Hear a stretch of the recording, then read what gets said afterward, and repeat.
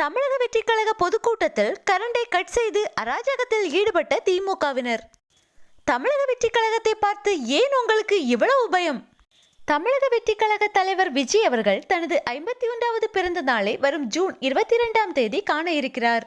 அவர் அரசியலில் களமிறங்கிய பின்னர் வரும் 2வது பிறந்த நாள் இது. தலைவர் விஜய் அவர்களின் பிறந்த நாளை ஒட்டி தமிழகம் முழுவதும் பல நலத்திட்ட உதவிகளும் பொதுக்கூட்டங்களும் தமிழக வெற்றி கழக தோழர்களால் நடத்தப்பட்டு வருகிறது.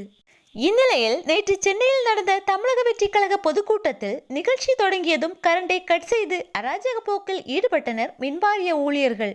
அவர்களிடம் எப்போது கரண்ட் வரும் என கேட்டபோது, எங்களுக்கு மேலிடத்திலிருந்து உத்தரவு வந்துள்ளது, அதனால் இப்போதைக்கு கரண்ட் வராது என்று கூறியுள்ளனர். சரி, ஜெனரேட்டர் ஆன் பண்ணிட்டோம், லைட் ஆன் ஆனதும் திரும்பவும் கரண்ட் ஆஃப் ஆயிடுச்சு ஏனென்று ஆபரேட்டரிடம் கேட்டதற்கு அவரும் மேலிடத்திலிருந்து எங்களுக்கு உத்தரவு வந்துள்ளது, அதனால் ஆன் பண்ண முடியாது என்று கூறியுள்ளார். நீங்கள் தான் சொல்லிக் கொண்டிருக்கிறீர்களே எங்கள் திராவிட மாடல் ஆட்சி சிறப்பான ஆட்சி என்று. அப்படி இருக்க ஏன் போட்டியாளர்களுக்கு இவ்வளவு இடையூறுகளை ஏற்படுத்துகிறீர்கள்? நீங்கள் நல்லாட்சி நடத்துகிறீர்கள் என்றால் ஏன் உங்களுக்கு இவ்வளவு பயம்?